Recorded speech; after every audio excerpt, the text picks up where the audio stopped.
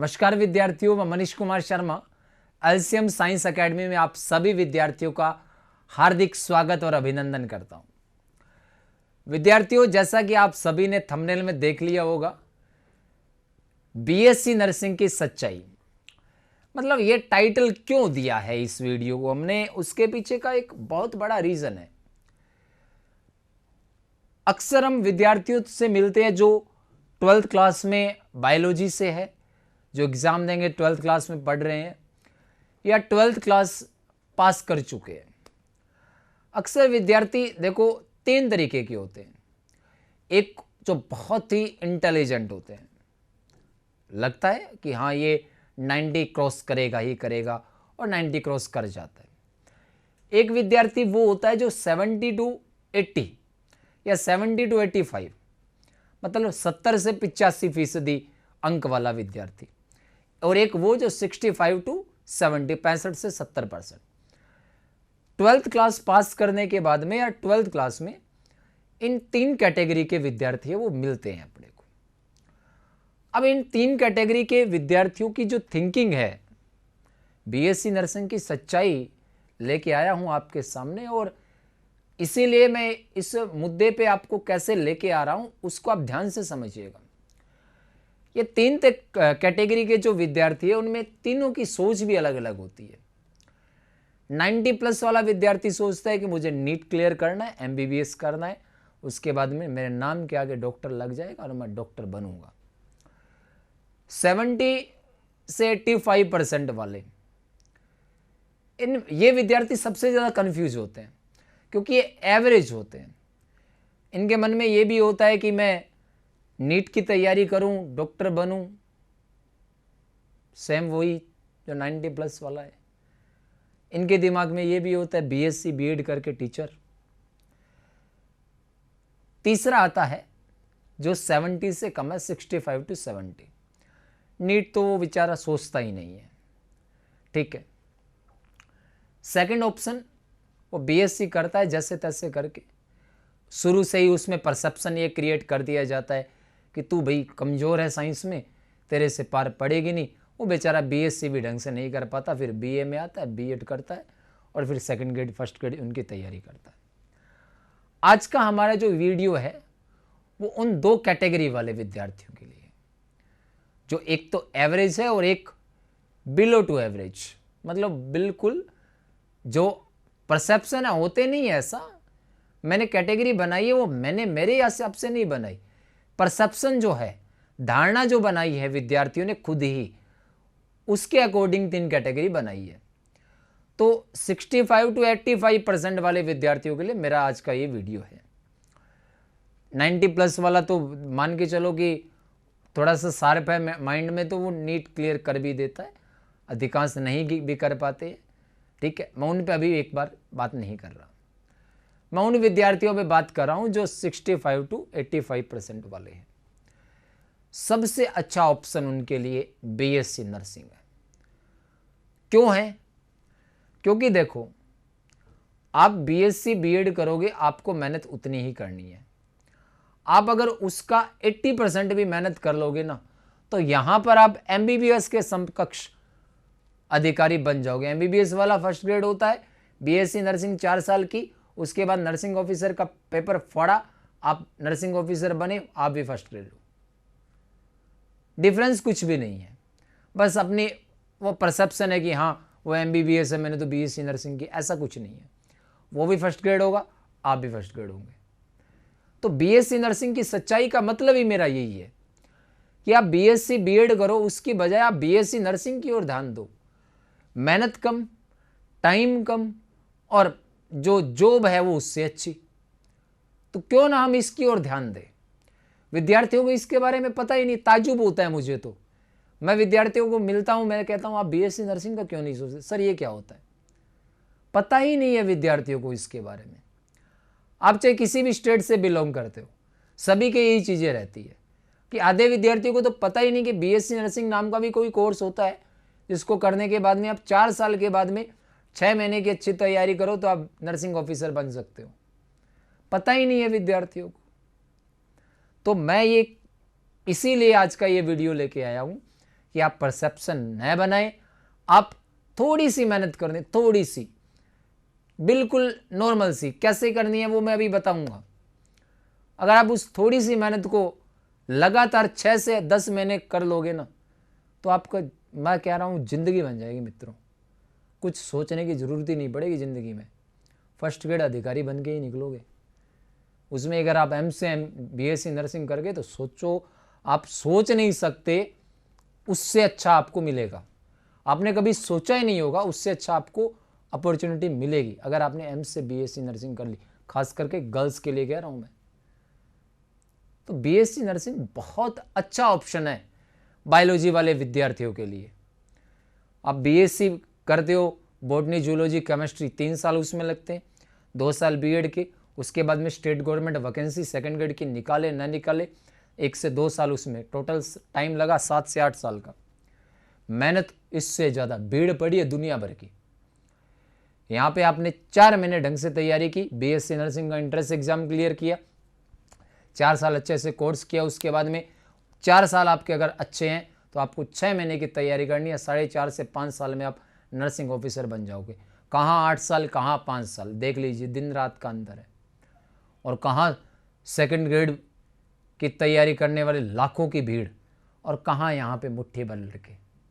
बहुत अच्छा है, बहुत बहुत अच्छा है।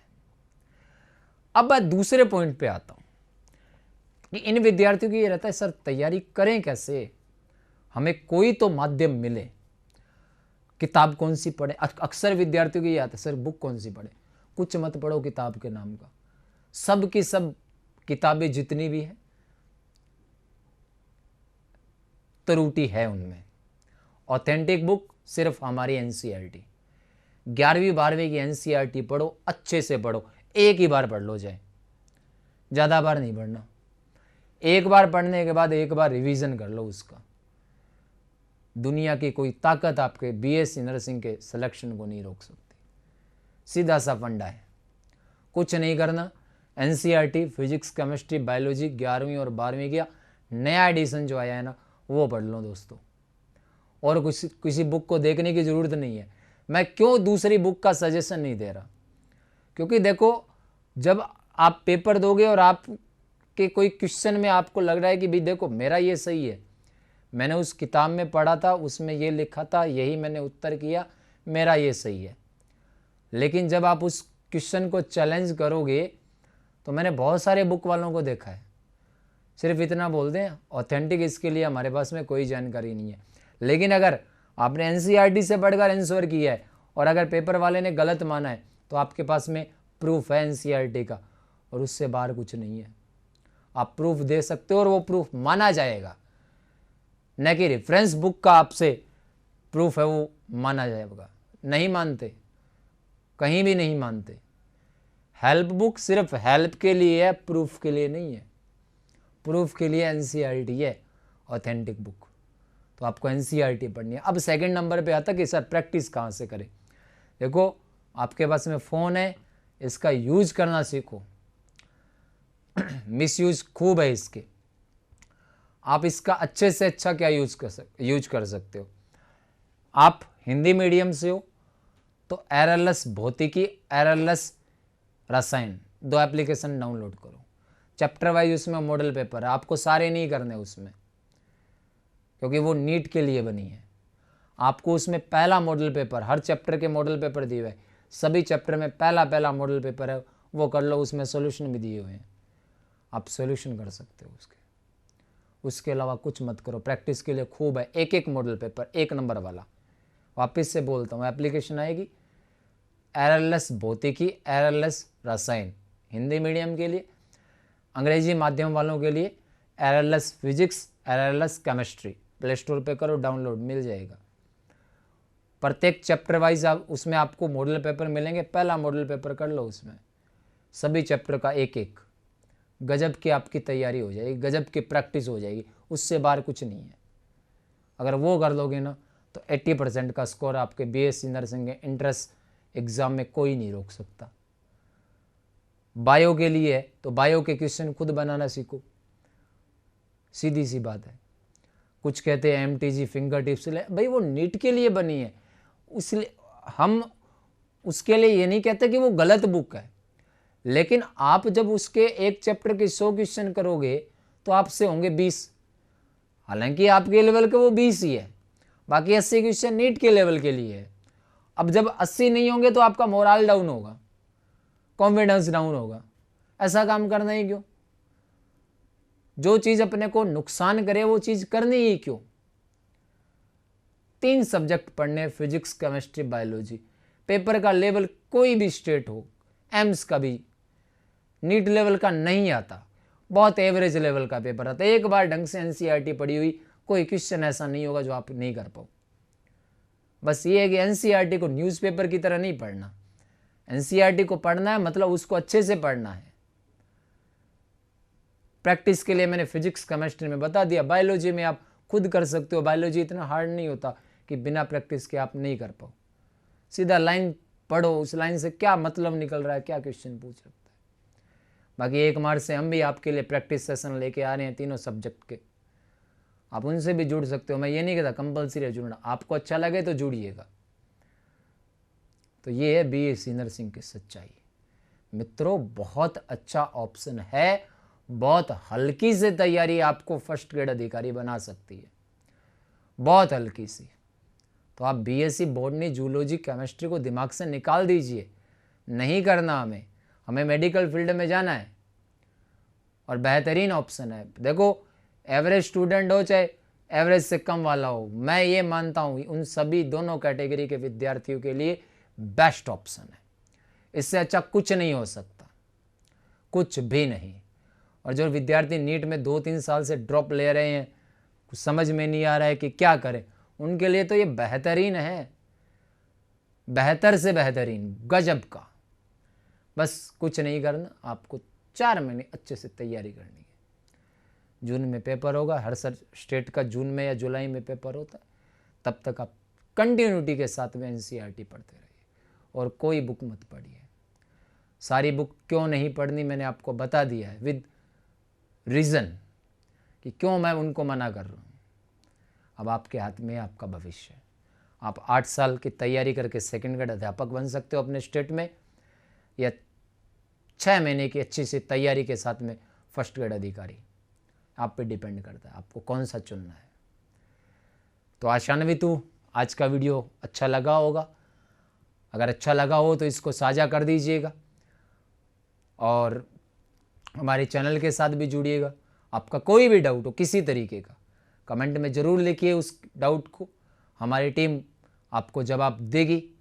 कोई भी अन्य जानकारी हो कि आपको लगता है कि सर हमें स्टेट से हैं और हमें एक अच्छी सी स्ट्रेटेजी बताओ, हम बताएंगे, आप कमेंट में लिखिए। तो मिलते हैं अगली वीडियो के साथ। आप सभी विद्यार्थियों का जुड़े रहने के लिए बहुत बहुत धन्यवाद। जय हिंद, जय भारत, जय माँ भारती।